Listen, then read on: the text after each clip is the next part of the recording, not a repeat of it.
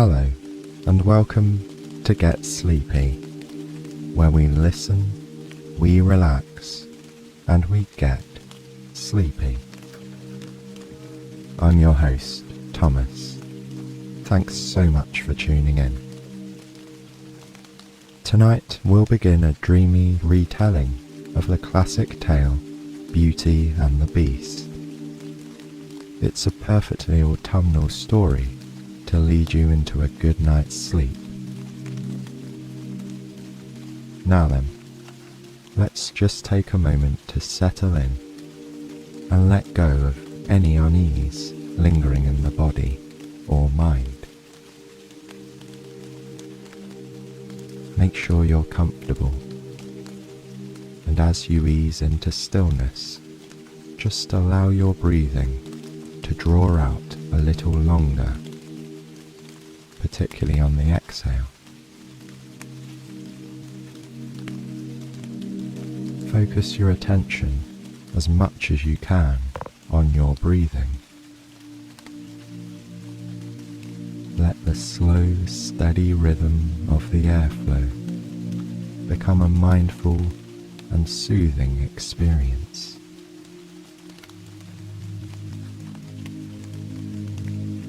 When I speak to you here, prior to each story, I try to say the things that I know I would want to hear if I were falling asleep to this show. I've found the process of getting to sleep in particular rather difficult throughout much of my life. I still have bad patches nowadays, but I've gradually learned to remain calm and not let it stress me out on those difficult nights. Yes, it can make the next day a fair bit more challenging, but getting worked up about it only brings more wakefulness. So remember, while you listen along tonight, you can use your breath to help pacify any stress, tension, or worry. It's a simple yet effective way to calm the nervous system and guide you into a beautiful night's sleep. And that's especially true when you combine those deep breaths with a dreamy bedtime story like this one. It's a tale as old as time.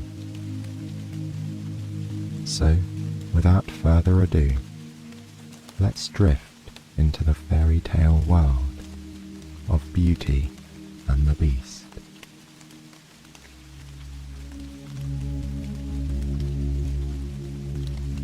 There was once a merchant named Laurent who staked his entire fortune on a fleet of ships, but lost them all at sea.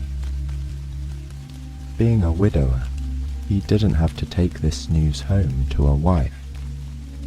However, he had 6 children who had grown used to a life of relative privilege. When the debts were called in and rumour spread that the family was penniless, most of them took the news hard. As days turned into weeks and the ships didn't appear in the port, the merchant had to begin selling their fine furniture, their carriage, and even his daughter's jewellery and expensive dresses. They had to give up their richly appointed house and move to a cottage on the outskirts of town. Laurent was frequently away, visiting business acquaintances and trying to find partners who might invest and help him rebuild his business. While he travelled, his children, who were 3 boys and 3 girls, were left to keep the house on their own. Although they were practically adults, the 3 boys and the 2 oldest girls were largely useless when it came to practical skills. They had become quite accustomed to a life of study and idle luxury. The youngest daughter, whose name was Camille, was the most willing to take on the necessary household chores now that they were without servants. Perhaps it was her more impressionable age, or perhaps it was that she had a sweeter, more steadfast temperament. Whatever the combination of factors, Camille did the best she could to learn the basics of running a household. Indeed, she was the only member of the family who was truly liked by the people in the village. Laurent's brood did not have many friends. To make their situation worse, the 5 oldest children also made no effort to adjust to their new lives. They did nothing to prove themselves capable or to endear themselves to the neighbours who might have helped them. Camille, however, sought advice from the villagers about unfamiliar skills such as baking, sewing, gardening, and keeping chickens. Their wariness turned to a genuine affection when they grew to appreciate her willingness to learn and to work hard. In this way, over time, she became the glue that held Laurent's household together. While the 5 older siblings struggled to accept their fate, unable to change, Camille ensured that they had a tidy home and that there was food on the table. One day, when the family had been living this way for nearly 2 years, Laurent received word that one of his lost ships had appeared in the port, its cargo largely intact. The family rejoiced at this miraculous news, the older 5 siblings declaring that their lives among the villagers were finally at an end. Camille took pleasure in their happiness, but the news did not seem as important to her as it did to the others. She had come to love their small cottage, with its tidy garden and comforting aroma of baking bread. Although it would be a relief to see the rest of her family content, she was unsure as to whether she wanted to return to their former lives of idleness. She had become a person who liked being useful. In order to reclaim his property, Laurent had to travel to the port by horseback, and it would be a journey of a couple of days. Once there, he could arrange for the proper dispersal of his reclaimed wealth and hire a comfortable coach to bring him home. In anticipation of their improved fortunes, he asked each of his children what gift they would like to have from the city. The older siblings demanded finery. They asked for silk shoes with sparkling buckles, hats with elaborate trimmings, velvet capes, furs, and jewels. Only Camille was silent, seeming to think very hard about what her request would be. When her father turned to her and told her to speak up, she hesitated briefly. "In truth, father, I have always dreamed of seeing a rose," she said. "They do not grow in this part of the country, and they are so exotic and expensive. If you could bring me a single rose in any color, that would be lovely." He chuckled at the strange whims of his youngest, but he readily agreed. Privately, he thought he would also bring her a necklace or some sort of bauble to go with the flower.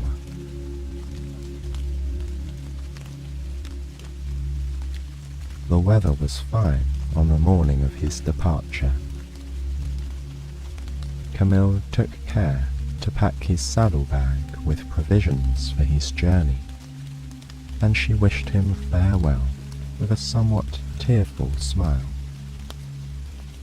The others were more cavalier. They were used to their father's travels. They cared only for the gifts they could now expect upon his return. As he rode away down the sun-dappled forest path, Camille alone waited in front of the cottage until he disappeared. She had a strange feeling of misgiving, but she didn't want to speak up. After all, their fortunes had obviously taken a turn for the better.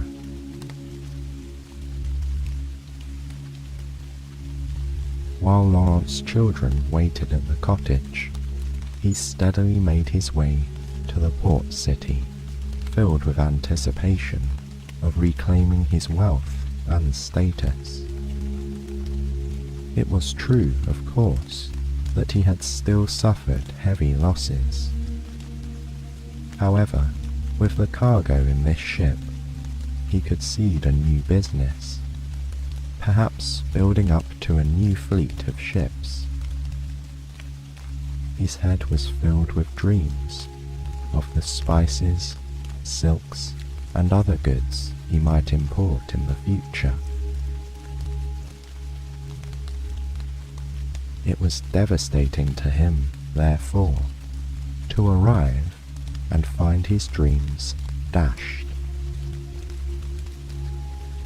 It was true, his ship had reappeared with most of its cargo unharmed. However, word had spread quickly of his good fortune, and his many creditors had taken swift action. By the time Laurent had come to claim his property, it had already been distributed to pay his many debts. In vain, he contacted one merchant after another, asking for an extension on his considerable bills. But it was no use. At the end of the day, he was a man without debts, but he was empty-handed. There was no money left for him to invest, and there was certainly no money to spend on the gifts he had promised to his family. He was so disheartened, he didn't even want to stay in the city overnight. Without properly provisioning himself, considering the weather, or sending any correspondence ahead of him, Laurent mounted his tired horse again and rode out of town, heading back down the provincial road that had brought him to the port that morning.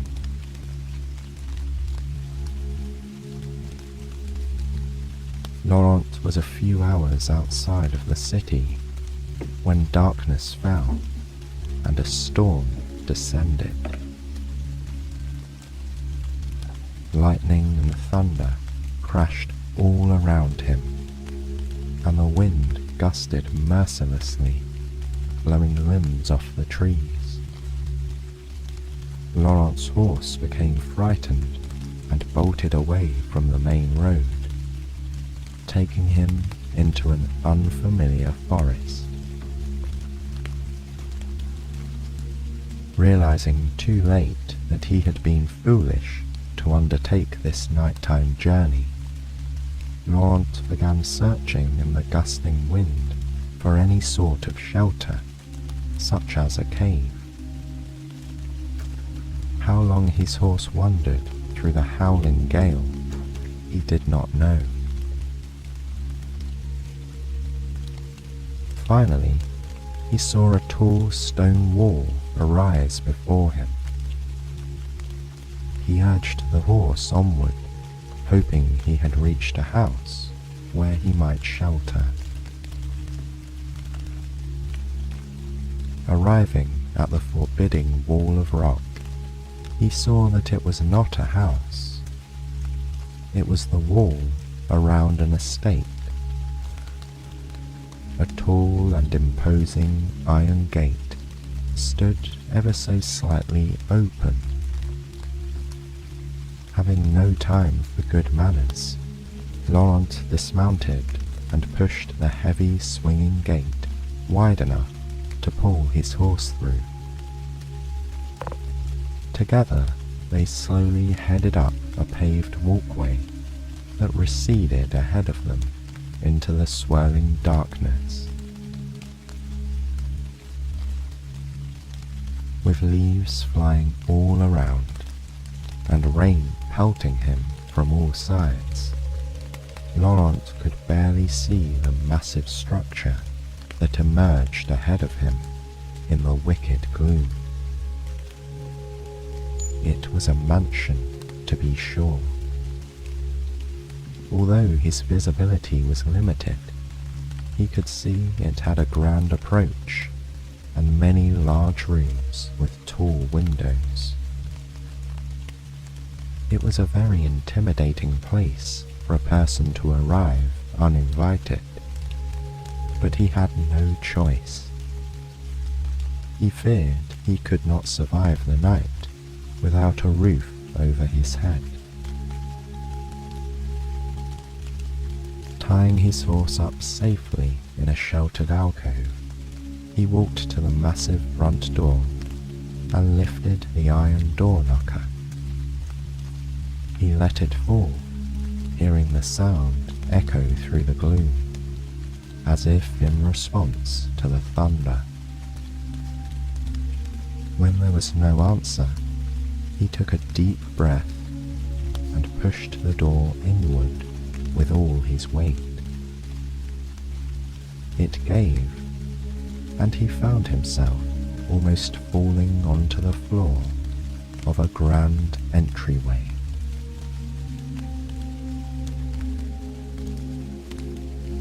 Laurent lay on the cold flagstones for a moment, regaining his breath in the eerie stillness. He could still hear the rain lashing the front steps through the crack in the tall door, and thought to himself how glad he was that he'd found shelter for his horse. Rising in the semi-darkness, he peered about him. He was in a grand reception area with a curved staircase ascending on either side. Suits of armor stood sentinel here and there. Ahead of him there was a set of richly carved double doors. The silence inside the house was profound. He could have heard a pin drop, but there was a light glowing around the cracks of the doors in front of him. After a few half-hearted efforts to call out to the occupants, he took another deep breath and walked toward the lighted room. Pushing the doors slowly open, he leaned inside and scanned the room. A fire was roaring in the cavernous hearth. In front of it, a table was set for one, with a few simple dishes, a carafe, and a large drinking glass spread across it. His gaze took in the other aspects of the comfortable room. He saw upholstered chairs and tables carelessly stacked with books. Still, there was no sign of the owner. Laurent awkwardly sat down on one of the armchairs and waited for a few moments. Soon, he could not take his eyes from the simple dinner laid upon the table. The loaf of bread and the aroma of the roasted meat tormented him, and his stomach growled loudly. As minutes passed and nobody appeared, he soon gave in to his hunger and seated himself at the table. First, taking just a slice of bread, and then slowly eating the entire meal, he passed an hour in contented silence. Perhaps, he thought, the owner was away from home and sheltering from the storm elsewhere. Taking a deep drink of the delicious liquid in the glass, he hungrily polished off the rest of the dinner. Yes, he told himself, the owner was away, and he would be able to explain himself in the morning. Upon finishing all the food, Laurent leaned happily back in his chair and drank the rest of the contents of the carafe. The fire danced before his eyes, crackling and popping with a comforting warmth. Draining the last drop from his large cup, he pulled the letter about his recovered cargo ship from his pocket. Just a short time ago, he had been so full of hope. Now, those dreams were gone again. He dropped the letter on the table and pushed it away. Without even realizing it, Laurent fell into a deep sleep.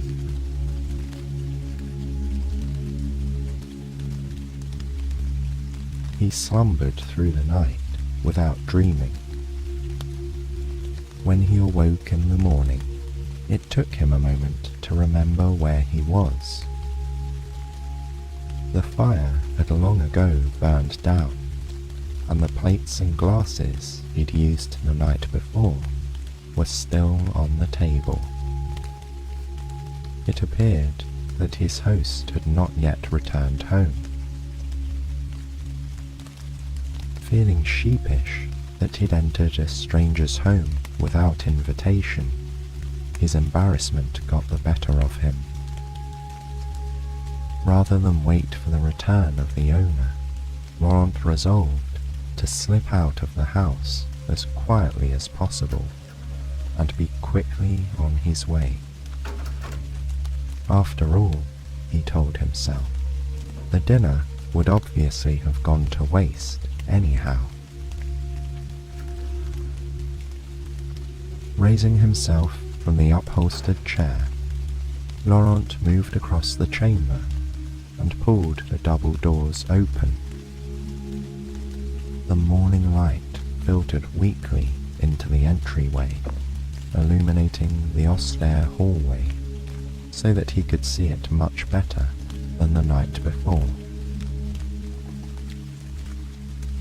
Stepping self-consciously into the foyer, he found himself tiptoeing between the vigilant suits of armor, as if they might come to life any moment and bar his path. Peering around him at the twin curving staircases, he noted that their carpet runners appeared neglected and fusty. It was as if nobody had been living here for some time. He walked lightly across the flagstones to the enormous front door. He reached for the handles and pulled with all his might. It slowly slid open again, revealing a misty courtyard outside. Squeezing himself through the crack and then pushing it shut behind him, he straightened his waistcoat and attempted to muster some dignity. Escaping his forbidding refuge like a thief in the night felt wrong, but he would try to put this entire, humiliating journey behind him. Making haste, he returned to the alcove where he'd left his horse tethered the night before. He was glad to find her well. He reached into his saddlebag to feed her an apple he had left over from the supplies Camille had packed for him. Then, untying the horse, he quietly led her down the stone path he had travelled in the whipping wind the night before. Looking behind him, he saw the mansion rising darkly into the growing daylight. It was an enormous chateau, long, beige and rectangular.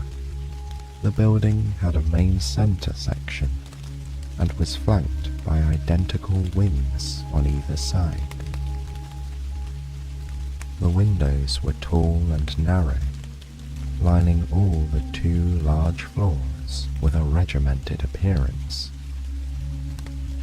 They seemed to be staring down at him. The sloping tiled roof was thickly populated with chimneys. Turning away from the sight of the imposing chateau, he led the horse toward the front gate, taking in the overgrown gardens on either side of him. As he was nearing the end of the walkway, he spotted a particularly charming pergola that was overrun with rose bushes. Standing in the center of a round seating area was a rosebush blooming with the most stunning pink roses he'd ever seen. All at once, he remembered his promise to Camille.